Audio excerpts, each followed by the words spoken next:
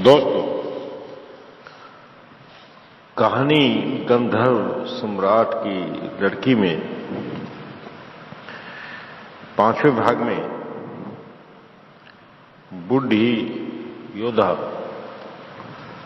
हसन को महारानी के पास ले गई और राजकुमारी ने हसन को कहा कि तुम यहां कैसे आए।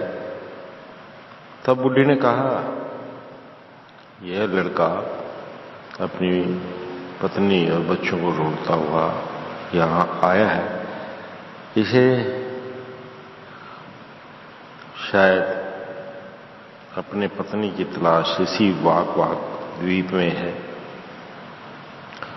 तो सम्राट की लड़की ने अपना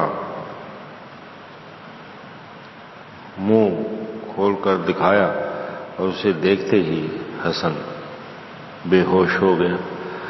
अब आगे सम्राट की लड़की को देखते ही मुर्शिद हसन को वृद्ध योद्धा कन्या सहलाकर होश में लाई। उसने जब उसको मूर्छित हो जाने का कारण पूछा तो हसन ने कहा, होने को तो यह हूबहू मेरी पत्नी है, पर वास्तव में मेरी पत्नी नहीं है। यह सुनो सम्राट की लड़की जोर से हंसी। क्यों, यह आदमी वैसे पागल है ना? तुम्हारी बातों से लगता है कि तुम्हारी पत्नी की और मेरी शक्ल बहुत मिलती है, मगर थोड़ी असमानता भी कहीं दिखाई देती है।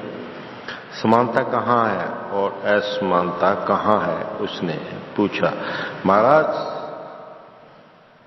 महारानी, आप, मैं और मेरी पत्नी में किसी भी अंग में भेद नहीं है, फिर भी आप दोनों में कोई भेद है उसे मैं जान तो सकता हूं, पर ठीक तरह बता नहीं सकता, हसन ने कहा। इन बातों से सम्राट की लड़की को दो बातें साफ साफ मालूम हुई। एक यह कि सुंदर युवक उसको नहीं चाहेगा और उसकी पत्नी उसकी 6 बहनों में से एक है। उसको हसन पर और उसके प्रेम के पात्र अपनी बहन पर ईर्ष्या और गुस्सा आया। यह पता लगाकर कि बहनों में से उसकी पत्नी कौन थी, उसे और इस युवक को कठिन दंड देने की उसने ठानी। उसने बुढ़िया की ओर मुड़कर कहा, तुम बाकी 6 द्वीपों में जाओ और मेरी 6 बहनों को बुलाकर लाओ।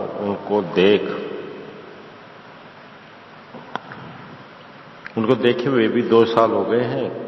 कहो कि मैं उन्हें देखना चाहती हूँ, उनको अपने साथ ले आओ। देखो किसी को इस युवक के बारे में कुछ ना मालूम हो।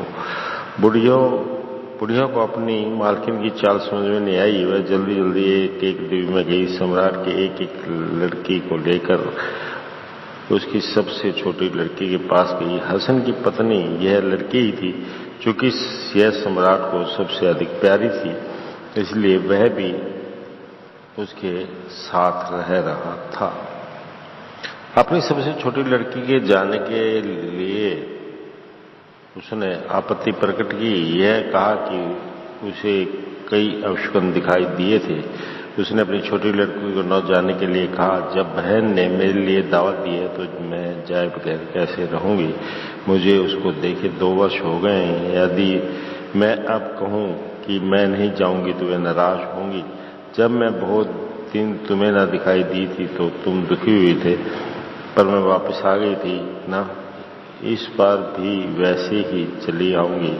फिर इस बार दूर भी नहीं जा रही हूँ, अपने ही द्वीप में यही तो जा रही हूँ। हसन की पत्नी ने अपने पिता गंधर्व सम्राट से कहा, इस शर्त पर कि वह अपने बहन के यहाँ कुछ दिन ही रहेगी। पिता ने उसको जाने दिया। बुढ़िया 6 बहनों को साथ लेकर नूरुल हाला के पास चली। उनके आने से पहले नूरुल हाला ने बढ़िया कपड़े और गहने पहने वह ठाठ से शासन पर बैठी थी। उसके सामने हसन दयनीय शक्ल बनाए खड़ा था। खुली तलवार लिए योद्धा कन्याएं उस पर पहरा दे रही थी। बुढ़िया ने जब आकर कहा कि बहनें आ गई हैं तो उसने एक एक को अंदर भेजने के लिए कहा। 6 में बड़ी बहन आई।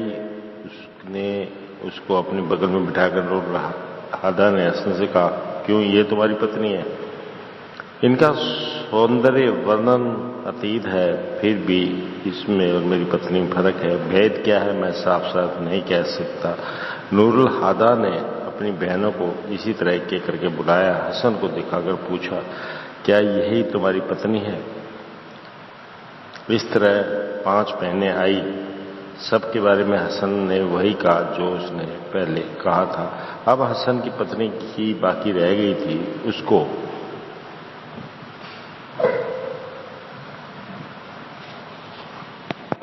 अब हसन की पत्नी ही बाकी रह गई थी।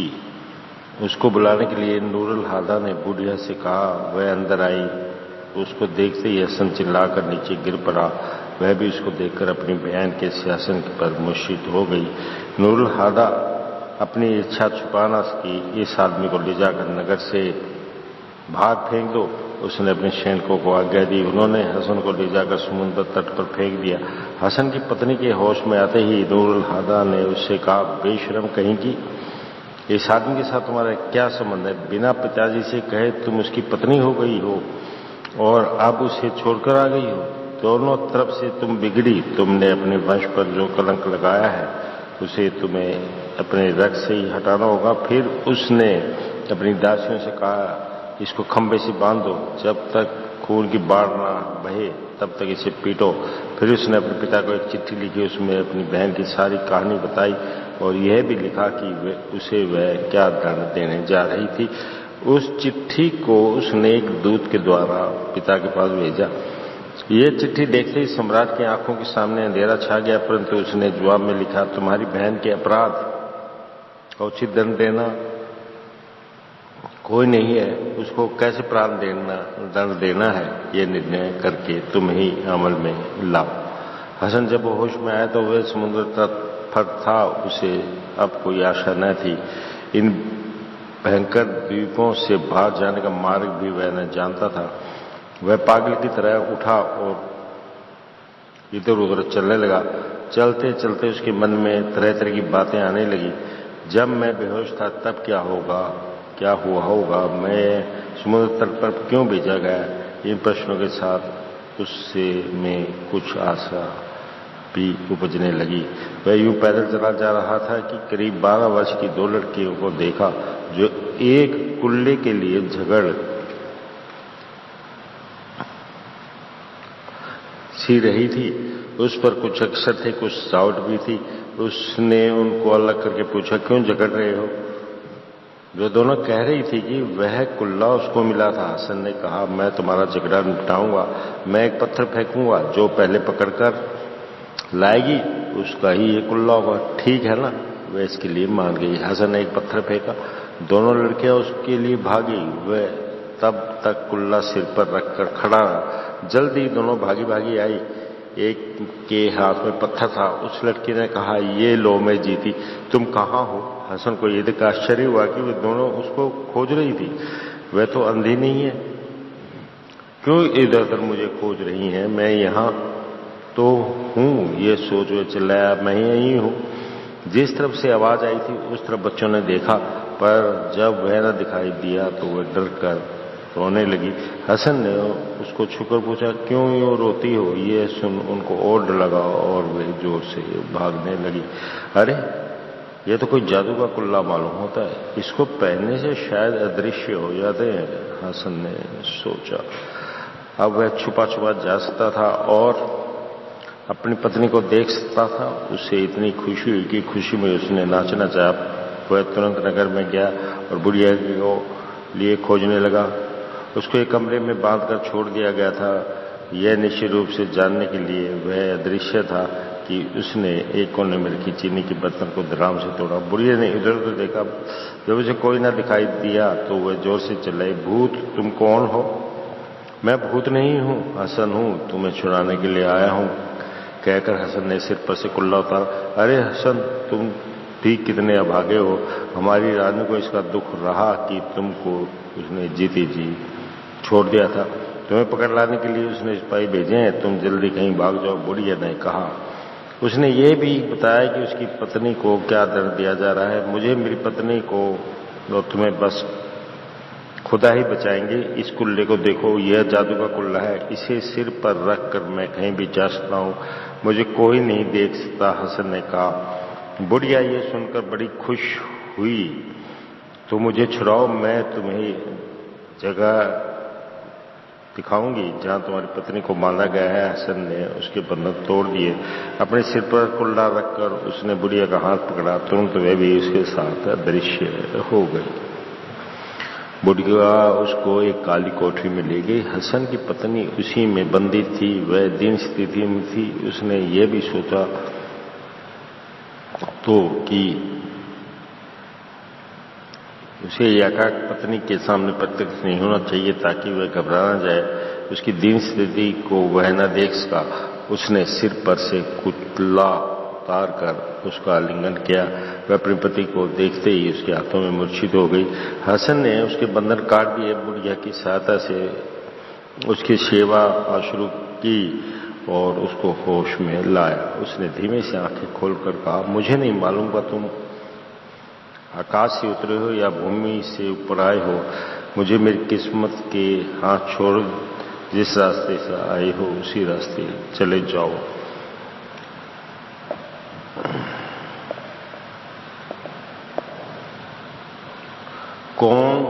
कौन मुकद्दर को रोक सकता है?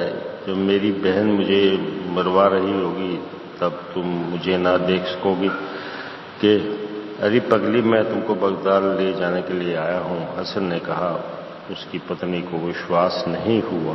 तुम्हें और इस बुढ़िया को साथ लिए बगैर मैं इस महल से नहीं जाऊंगा। यह कुल्ला देखो, कहकर उसने उसकी महिमा पत्नी को दिखाई। हसन की पत्नी ने आनंद और पश्चाताप से आंसू बहाते हुए कहा, तुम्हारी इन सब कष्टों का कारण मेरा बगदाद से भागना ही है। मुझे मालूम है मैंने कितना खराब काम किया है। मुझे इसलिए बुरा भला ना कहो। नहीं, तुम्हें अपने साथ लेकर बगदाद में छोड़ना ही मेरी गलती है।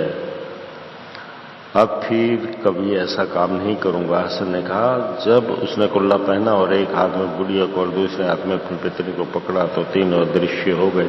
उसी हालत में राजमहल से निकल गए और कोई भी उनको देख ना पाया। वह सब मिलकर एक उस जगह गए जहां हसन की पत्नी ने अपने बच्चे छुपा रखे थे। तामिर और मंसूर को देखते ही हसन का दिल बल्लियों उछलने लगा। बुढ़िया ने बच्चों को अपने कंधे पर चढ़ा लिया। फिर हसन की पत्नी अदृश्य होकर तीनों पक्षियों के चोगे चुरा लाई। तीनों वे चोगे पहनकर भयंकर वाग द्वीप से हमेशा के लिए भाग गए। वे सीधे जाकर बगदाद वाले अपने मकान के ऊपर मंडराए हुए फिर हसन की मां के पास पहुंचे। वह पहले ही बुढ़ी थी। अब रोते रोते उसकी नजर भी चली गई थी। वह अब और तब की हालत में थी। हसन ने उसके किवाड़ खटखटा कर कहा, मां दरवाजे खोलो, अच्छी खबर है। ये सुन उसकी जान में जान आई। वह झट उठकर आई, किवाड़ खोले। जो ही उसने अपने लड़के, बहू और पोते को देखा तो आनंद में मूर्छित हो गई। हसन ने उसकी सेवा शुरू की तो उसको होश आ गया। उसकी पत्नी ने अपनी सास से जो गलती उसने की थी उसके लिए माफी मांगी। जो कुछ गुजरा था हसन ने अपनी मां से कहा। फिर वे सब सुख से रहने लगे। तो दोस्तों, कैसी लगी ये कहानी आपको? आप ही सोच के बताइएगा। देखिए, बताएंगे कैसे? आप तो कमेंट भी नहीं करते हैं। फिर भी जैसा है वैसा ही ठीक है। और मैं भी यही सोच के अपने दिल को तसल्ली देता हूं। चलो, कुछ दोस्तों ने मेरी ये कहानी सुनी तो अगली बार फिर कोई ना कोई कहानी लेकर मैं आपके सामने उपस्थित होना हूं। जल्द ही इंतजार कीजिएगा। और हो सके तो कभी अगर आपका मूड हो तो मेरे चैनल को भी सब्सक्राइब कर दीजिएगा। मैं आपका आभारी रहूंगा और इस बात के लिए मैं आपका तहे दिल से शुक्रगुजार भी रहूंगा। धन्यवाद।